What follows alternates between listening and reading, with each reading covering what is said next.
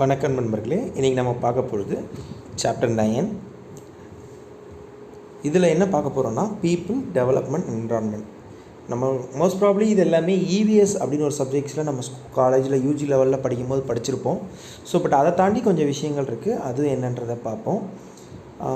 இப்போது concept of people அப்படின்றத என்ன அப்படின்னு பார்த்தீங்க அப்படின்னா, என்விரான்மெண்ட்டு, சொசைட்டி, உங்களை சுற்றி இருக்கக்கூடிய ஜாகிரபிக்கல் ஏரியா, இதெல்லாம் தான் நம்ம பீப்புள் பாயிண்ட் அவுட் லொக்கேஷனை நம்ம பண்ணுறோம். ஸோ உங்கள் பாப்புலேஷனை எதெல்லாம் வந்து அஃபெக்ட் பண்ணுது அப்படின்னு பார்த்தீங்கன்னா, பெர்த் ரேட், நெட்டாலிட்டி அப்படின்னு சொல்கிறது. பெர்த் ரேட் அப்படின்னா இந்த உலகத்தில் எவ்வளோ மக்கள் பிறக்கிறாங்க, எவ்வளோ சதவீதம் கூடுது குறையுது. இப்போ இந்தியாவில் பார்த்திங்கன்னா பெர்த் ரேட் ஜாஸ்தி, சைனாவில் பார்த்திங்கன்னா இட் இஸ் ஆல்சோ ஜாஸ்தி. பட் கம்பேரிட்டிவ் இந்தியாவோட சைனாவில் பர்த் ரேட் கண்ட்ரோல் ஆகிட்டே இருக்குது. But India is going. So over the year வந்து பார்த்திங்கன்னா பர்த் ரேட்டில் இந்தியாவில் வந்து அதிகமாக இருக்கும். தென் மார்ட்டாலிட்டி அப்படின்னு சொல்கிறது என்னென்னா டெத் ரேட். எவ்வளோ மனிதர்கள் இப்போ வந்து 60 வயசுக்கு மேலே எவ்வளோ பேர் இருக்காங்க, 70 வயசுக்கு மேலே இருக்காங்க, 80 வயசுக்கு மேலே இருக்காங்க.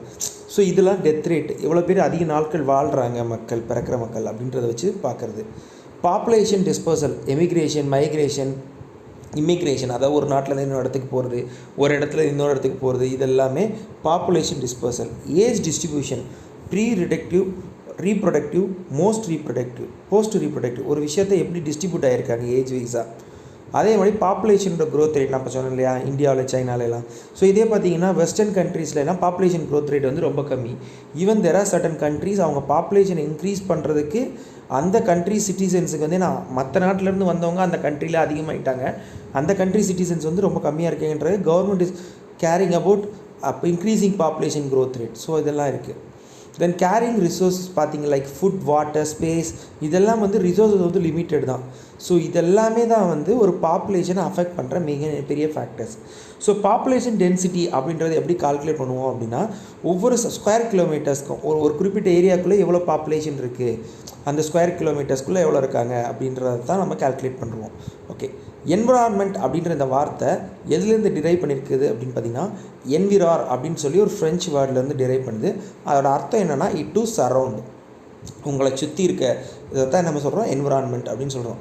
According to environment protection act of 1986 படி என்விரான்மெண்ட்னா என்ன அப்படின்னா, physical, biological surround of organisation and rare interactions. அதாவது ஃபிசிக்கலாகவோ பயாலஜிக்கல் சரௌண்டிங்ஸ், உங்களை சுற்றி இருக்க பயாலஜிக்கல் சரௌண்டிங்ஸோட அது ஆர்கனைசேஷனாகவும் இருக்கும், அதோட இன்ட்ராக்ஷனையும் தான் நம்ம என்னன்னு சொல்கிறோம் என்விரான்மெண்ட் அப்படின்னு சொல்கிறோம். Okay, relation between people environment following concept அப்படின்னு டெவலப்டு. 2 கான்செப்டை பீப்புள் என்விரான்மெண்ட் பேஸ் பண்ணி க்ரியேட் பண்ணியிருக்காங்க. ஒன்று என்ன அப்படின்னு பார்த்தீங்கன்னா என்விரான்மெண்டல் டிட்டர்மினேஷன், இன்னொன்று என்விரான்மெண்டல் பாசிபிலிசம்.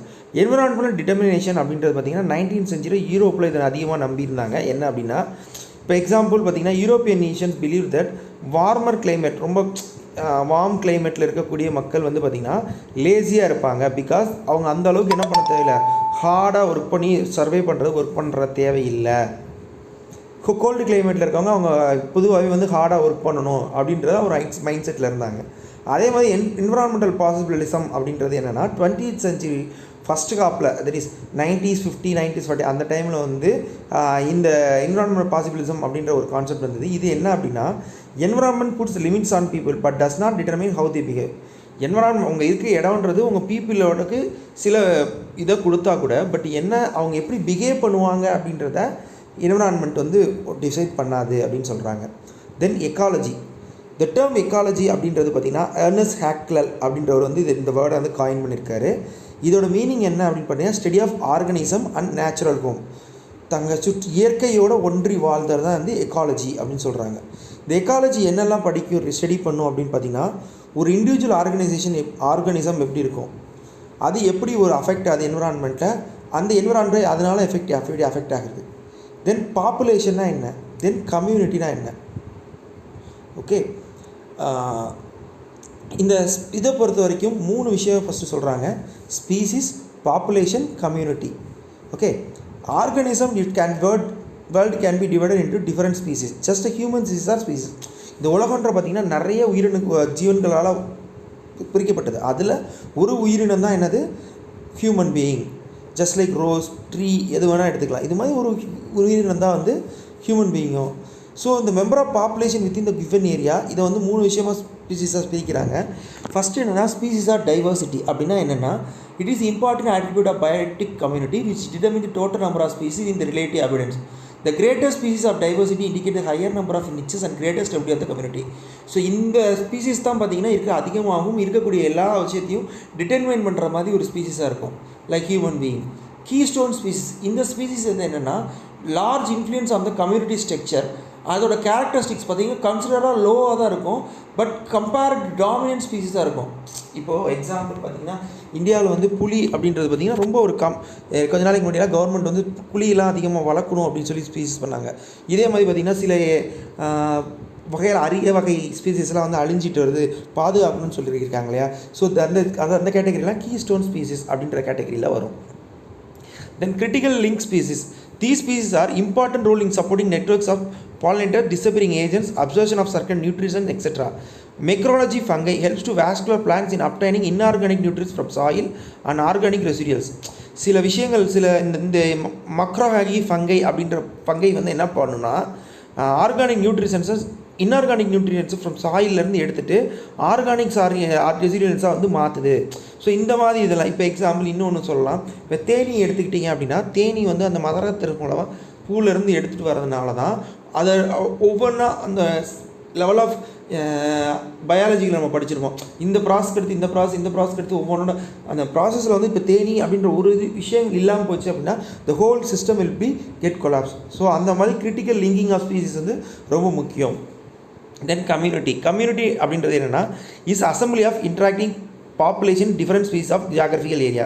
கம்யூனிட்டின்றது என்னென்னா it is an assemblage of interaction பாப்புலேஷனுக்குள்ளே இன்ட்ராக்ஷன் டிஃப்ரெண்ட் ஸ்பீசிஸ் ஒரு குறிப்பிட்ட ஏரியாவில் இருக்க டிஃப்ரெண்ட் ஸ்பீசிஸ்க்குள்ளே இருக்க இன்ட்ராக்ஷனை தான் நம்ம என்னென்னு சொல்கிறோம், கம்யூனிட்டின்னு சொல்கிறோம். இப்போ லைக் என்ன மாதிரி இருக்குன்னா interaction with plants, animals, micro organisms, each population define their role இந்த கம்யூனிட்டி. அந்த கம்யூனிட்டியில் அவங்களோட ரோல் என்ன அப்படின்றத டிஃபைன் பண்ணுறது தான் கம்யூனிட்டி அப்படின்னு சொல்கிறாங்க. ஓகே, அடுத்து நம்ம பார்க்க போகிறது எக்கோசிஸ்டம். இந்த எக்கோசிஸ்டம் அப்படின்றது பார்த்திங்க அப்படின்னா ஆர்தர் டான்ஸ்லே அப்படின்ற ஒரு 1935 டிஃபைன் பண்ணியிருக்காரு. இது என்னென்னா ஒரு பாப்புலேஷன் ஆஃப் ஸ்பீசிஸ் வந்து interaction of living and non living திங்கை வந்து எப்படி இன்ட்ராக்ட் பண்ணி இருக்கிறாங்க, that is called as ecosystem. So ecosystem அப்படின்றத சிம்பிளாக புரிகிற மாதிரி சொல்லணும் அப்படின்னா நேச்சரோட லீவ் பண்ணிக்கணும், எல்லாமே இருக்கிற மாதிரி இருக்கிற அந்த சிஸ்டத்தை வந்து டிஸ்டர்ப் பண்ணாமல் நம்ம இருக்கிறது. இப்போ எக்ஸாம்பிள் சிம்பிளாக சொல்கிறேனே, ஒரு வீடு வந்து செங்கல் சிமெண்ட்டெல்லாம் நீங்கள் வச்சு கட்டுறது வந்து பார்த்தீங்கன்னா எங்கள் எக்கோ சிஸ்டத்தை நீங்கள் அஃபெக்ட் பண்ணுறீங்க. இதே நேச்சுரலாக நீங்கள் வாழ்கிறீங்க அப்படின்னா you are living within the ecosystem. இயற்கையில் கிடைக்கக்கூடிய பொருட்களை வச்சு நீங்கள் வீடு கட்டுறீங்க அப்படின்னா you are living in ecosystem. சரியா? ஸோ இதுதான் இதுக்கான பேசிக்கான டிஃப்ரென்ஸ். தென் பயோட்டிக் காம்பவுண்டிங் அப்படின்றது என்னென்னா living compounds of ecosystem either procedures or consumers, they are called as biotic compounds. The procedures organic compounds, for example, plant produce starch, carbohydrates and cellulose by process called as photosynthesis. இப்போ ஃபோட்டோசிந்தசிஸ்ன்ற ப்ராசஸில் பார்த்தீங்கன்னா plant இதெல்லாம் produce பண்ணுது இல்லையா. So different living organisation consume biotic compound of ecosystem belong to the following categories. So different எக்கோசிஸ்டத்தில் இருக்க different plans வந்து different சிஸ்டத்தில் வந்து என்னென்ன ப்ரொவைட் பண்ணுது அப்படின்னு பார்த்தீங்கன்னா ஃபஸ்ட்டு வந்து ப்ரொடியூசர்ஸ் ஆர் ஆட்டோகிராஃப்ஸ். இந்த மாதிரி இருக்குது வந்து அவங்களே அந்த ஆர்கனிசம் அவங்களோட தேவையை அவங்களே பூர்த்தி செய்கிற மாதிரி produce their own food. Green plant produce foods through the photosynthesis by combining carbon dioxide and water with the help of energy into form of sunlight. So photosynthesis பண்ணுறதுக்கு என்ன பண்ணுறது, அதுவே அது ப்ரொடியூஸ் பண்ணுது எதுலேருந்து, சன்லைட்லேருந்து வாட்டர்லேருந்து எனர்ஜியாக அது கன்சியூம் பண்ணிக்குது. இந்த மாதிரி இருக்குது பேர் ப்ரொடியூசர். அடுத்து கன்சியூமர் அப்படின்றது என்னென்னா ஒரு பர்டிகுலர் விஷயத்தை பேஸ் பண்ணி இல்லை வேறு ஒரு ஆர்கனைசத்தை பேஸ் பண்ணி ப்ரொடியூஸ் பண்ணிச்சு அப்படின்னா தட் இஸ் கால்ட் கன்சியூமர்ஸ். இப்போ எக்ஸாம்பிள் ஹியூமன் பீயிங்ஸ் வந்து நம்ம என்ன பண்ணுறோம், மற்ற அனிமல்ஸையோ இல்லை மற்ற ஒரு பிளான்ட்டையோ நம்ம வந்து டிஃபெண்ட் பண்ணியிருக்கோம் இல்லையா, that is called as consumers. இதில் நிறைய டைப்ஸ் இருக்குது. இதில் ஃபஸ்ட்டு ஒன்று வந்து ஹெர்பிவோரஸ் அப்படிங்கிறது feed plants. For example rabbit வந்து கேரட் சாப்பிடுது, இல்லை சில இன்செக்ட்ஸுக்கெலாம் நம்ம இது கொடுக்குறோம் இல்லையா. ஸோ இதெல்லாமே ஹெர்பிவோரஸ், அதாவது வெஜிடபிள்ஸை சாப்பிட்டுட்டு உயிர் வாழக்கூடிய விஷயம்.